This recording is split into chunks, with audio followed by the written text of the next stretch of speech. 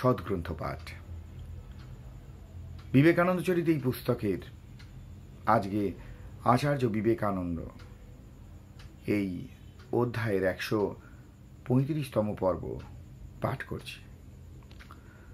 তাহার পর খ্রিস্টান মিশনারিগণ ইহারা বিবেকানন্দ প্রচারিত ধর্মমত তর্ক ও যুক্তির দ্বারা খণ্ডন করিতে না পারিয়া প্রতি পদে তাহার ব্যক্তিগত চরিত্র সমালোচনা করিতে আরম্ভ করিলেন।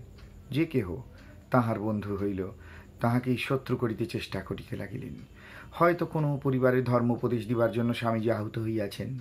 ইহারা পূর্বাহ্নে তাহা জানিতে পারিয়া ওই পরিবারস্থ ব্যক্তিবর্গকে নানা প্রকারে বুঝাইতে লাগিলেন যে উহার কথার ও কার্যের মিল নাই, উহার চরিত্র এই প্রকার, ইত্যাদি ইত্যাদি।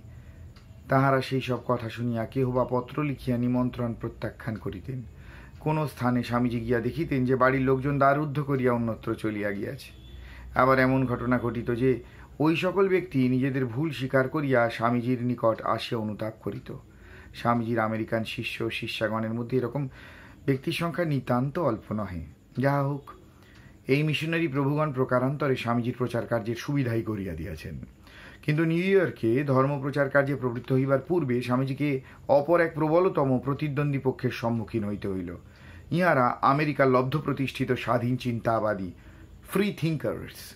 এই দলের মধ্যে নাস্তিক, জড়বাদী, সন্দেহবাদী, যুক্তিবাদী বিভিন্ন প্রকার মতাবলম্বী ব্যক্তি থাকিলেও ধর্ম বা তৎসংশ্লিষ্ট ব্যাপার মাত্রকেই জুয়াচুরি ও কুসংস্কার জ্ঞানে উপেক্ষা করিবার সময় সকলেই একমত। ইহারা দম্ভ সহকারে একদিন বিবেকানন্দকে তাহাদের সমাজগৃহে বক্তৃতা প্রদান করিবার জন্য নিমন্ত্রণ করিলেন।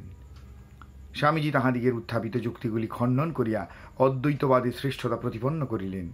এই বিচারে সুবিস্তৃত বিবরণ প্রদান করা অনাবশ্যক। তারপর হইতেই আমরা দেখিতে পাই অনেক ফ্রি থিঙ্কার স্বামীজির উপদেশে অনুপ্রাণিত হইয়া তাহার শিষ্যত্ব গ্রহণ করিয়াছেন।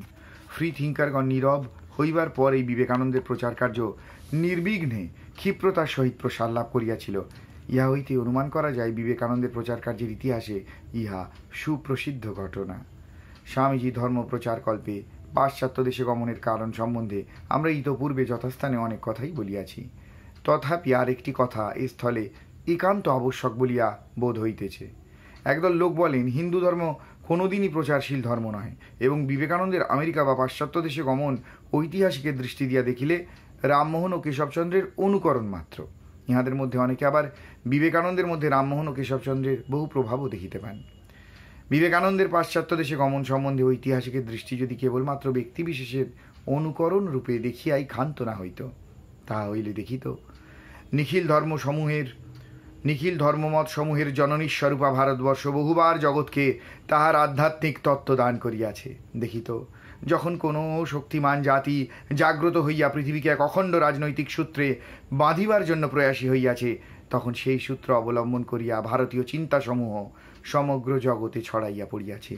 গ্রিক, রোমক, ব্যাবিলন ইত্যাদি প্রাচীন সভ্যতার গঠনকল্পে ভারত কি কি উপাদান প্রদান করিয়াছিল তাহাও সূক্ষ্ম দৃষ্টি চিন্তাশীল ঐতিহাসিকের দৃষ্টি এড়াইয়া যায় নাই।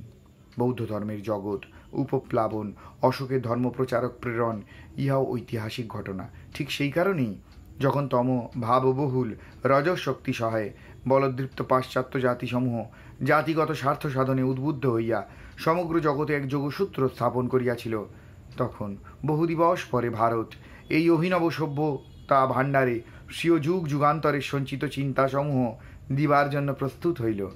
আর সেই চেষ্টারই প্রথম ফল বিবেকানন্দের পাশ্চাত্য দেশে গমন। অতএব উহা আপাত দৃষ্টিতে ব্যক্তিবিশেষের অনুকরণ বলিয়া ভ্রম হইলেও ইতিহাসের পুনরাবৃত্তি মাত্র।